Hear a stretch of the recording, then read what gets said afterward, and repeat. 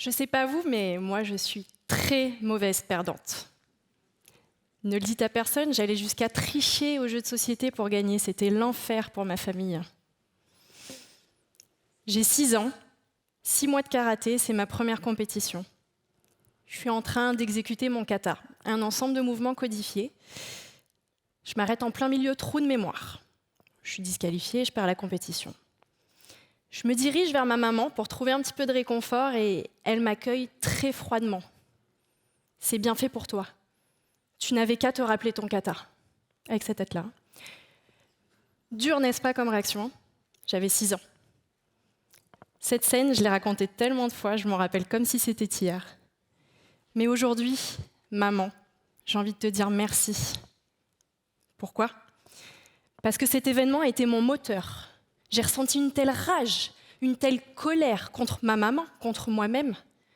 Et en bonne mauvaise perdante, j'ai développé une aversion de la défaite. Bon, pour être tout à fait honnête, je suis d'abord allée pleurer dans les bras de papa. Ensuite, pendant 6 ans, j'ai été invaincue dans ma région en kata et en combat, ce qui m'a valu tout un tas de surnoms.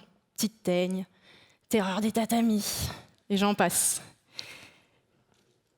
Premier titre de championne de France à 12 ans, entrée en équipe de France, première médaille internationale, etc.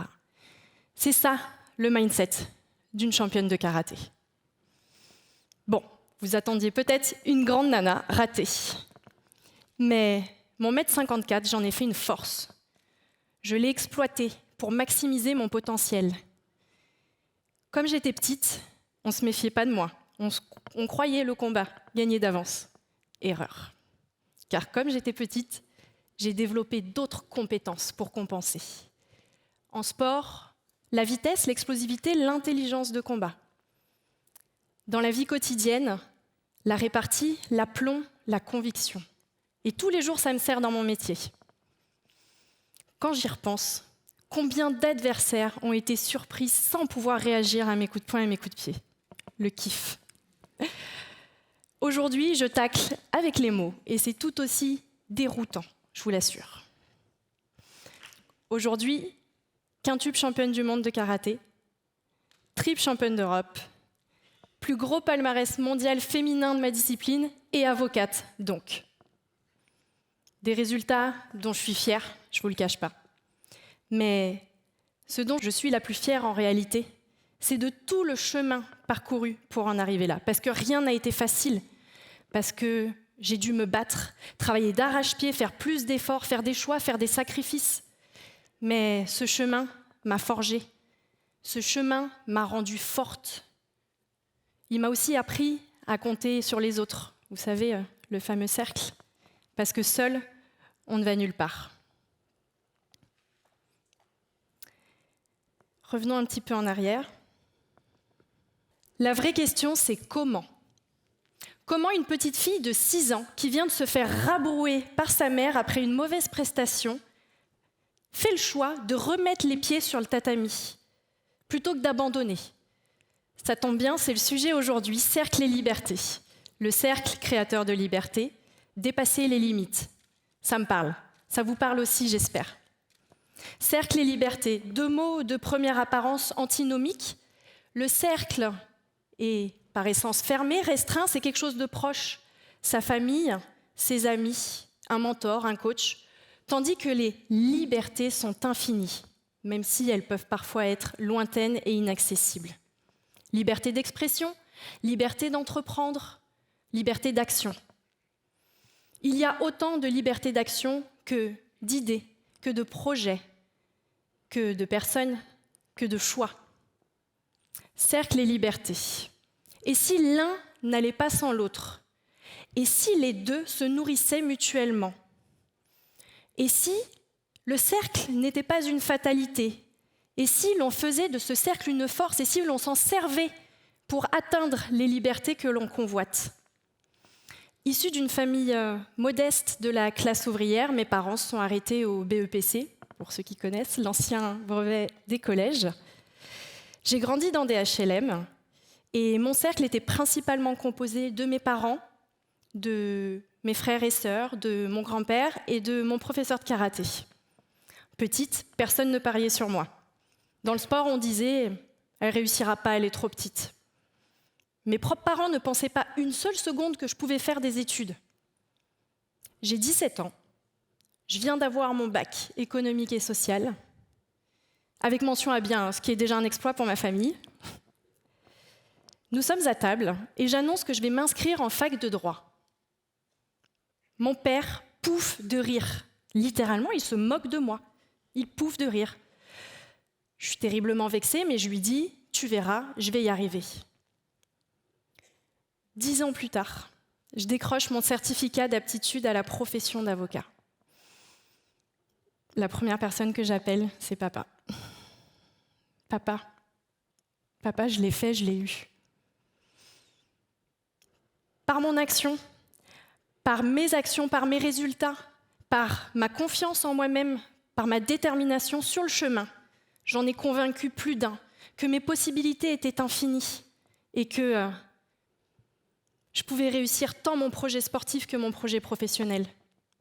Donc aujourd'hui, quintuple championne du monde, je vous l'ai dit, triple championne d'Europe et avocate donc. Des résultats, en effet, dont je suis fière. Mais le plus important, comme je vous l'ai dit, c'est le chemin parcouru pour en arriver là. Et cet esprit combatif, je le retrouve dans mon métier et je le mets au service aujourd'hui de mes clients, que ce soit dans le cadre d'une plaidoirie ou dans le cadre d'une négociation. Peu importe votre cercle initial, peu importe votre milieu social et les croyances limitantes de celui-ci, chacun est responsable de sa vie, il n'y a pas de fatalité. Nous sommes libres de faire nos propres choix. Nous sommes libres de tracer notre chemin. Ce sont nos actions, nos décisions qui font qui nous sommes, qui font qui vous êtes. Alors, ça n'empêche pas d'exploiter les plus-values de son cercle, et il y en a toujours, des valeurs, la résilience, l'ambition, l'entrepreneuriat, l'audace, le dépassement de soi, l'esprit d'équipe, de la motivation, du feedback, du partage d'expériences, de la contradiction. Peu importe l'intention ou la pertinence des propos, peu importe le succès et l'échec, la bienveillance ou la dureté des personnes qui vous entourent, vous pouvez choisir ce que vous voulez en faire. Vous pouvez choisir de vous en servir pour vous propulser vers votre objectif.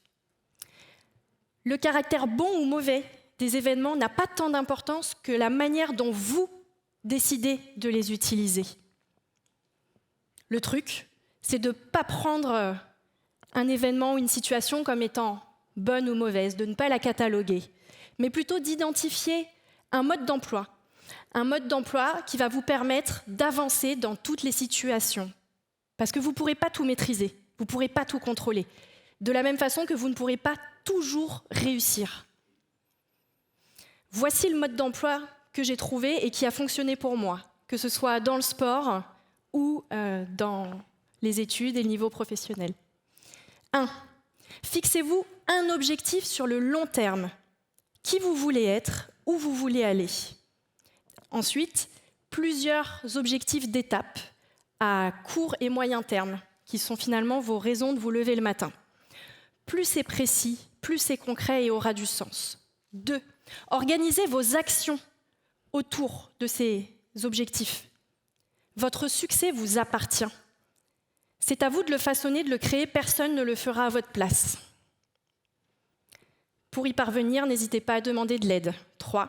Entourez-vous de personnes qui vont vous aider sur la route, qui vont vous aider à avancer sur la route, qui vont entretenir votre motivation, qui vont vous challenger quand vous en aurez besoin, qui vont vous apporter de la contradiction quand vous en aurez besoin. Et qui vont surtout vous aider à surmonter les échecs, parce qu'il y en aura, c'est évident. Et contrairement à ce que vous pensez, l'échec est un cadeau. L'échec est un cadeau. Il vous permet de grandir et de passer des caps. 4. La vie est un marathon, pas un sprint. Faites preuve de patience et acceptez que ça puisse prendre du temps, même si parfois ça prend plus de temps que prévu. Nous sommes au printemps 2021, c'est la fin de ma carrière d'athlète de haut niveau. Donc j'ai déjà un palmarès conséquent. Et en ligne de mire, mon dernier objectif dans cette discipline, décrocher une qualification pour les Jeux Olympiques. Je suis déjà titrée, expérimentée, une athlète reconnue de ses pairs, et pourtant, j'ai traversé la période la plus éprouvante et compliquée de toute ma carrière. Pour la toute première fois, j'ai été violemment confrontée au doute, à l'échec, à la peur de l'échec. Mais vous savez, cette peur paralysante qui vous empêche d'exploiter votre potentiel. À l'entraînement, j'étais une tueuse, une des meilleures, si ce n'est la meilleure, toutes catégories confondues. Mais en compétition, je passais à côté. Je perdais tous mes moyens et je perdais des combats contre des adversaires qui avaient un niveau inférieur au mien. Mes parents, mes coachs, plus personne ne me comprenait. Je me suis sentie tellement seule. C'est là qu'une amie m'a envoyé un lien vers un webinaire de présentation d'une nouvelle méthode de préparation mentale. Je m'inscris, mais sans grande conviction, parce que j'étais persuadée d'avoir un bon mental et d'avoir toutes les clés en main. À l'issue du webinaire, j'organise un rendez-vous avec le préparateur mental. Et lors de notre premier entretien, il a mis le doigt. Il a mis le doigt sur ma peur irrationnelle de ne pas décrocher cette qualification olympique. Et je me souviens même lui avoir dit « C'est le drame de ma vie si j'y arrive pas ». Il m'a convaincue de mon besoin d'accompagnement et j'ai donc mis mon ego de côté. J'ai mis mon ego de côté et j'ai décidé d'investir sur moi dans cette préparation. Quand vous êtes face à une impasse, que vous n'avez pas de solution, rappelez-vous que vous avez aussi des ressources en externe. Un ami, un livre, un webinar, une soirée TEDx, pour vous aider à débloquer la situation. En quelques séances, j'ai été libérée d'un poids. J'ai compris que si j'échouais, c'était OK. Que c'était OK, que j'avais le droit, que je devais le faire pour moi et que, quoi qu'il arrive, à la fin, mon cercle, il serait toujours là. Et finalement, c'est ça le plus important. S'épanouir au travers de nos actions, grâce à ce cercle si précieux, pour ajouter notre pierre à l'édifice qui est le monde. Aujourd'hui, j'ai 34 ans, j'adore toujours gagner, mais je ne triche plus au jeu et j'accepte d'échouer. Dans tous les cas, moi et mon 1m54, on avance. Je vous remercie.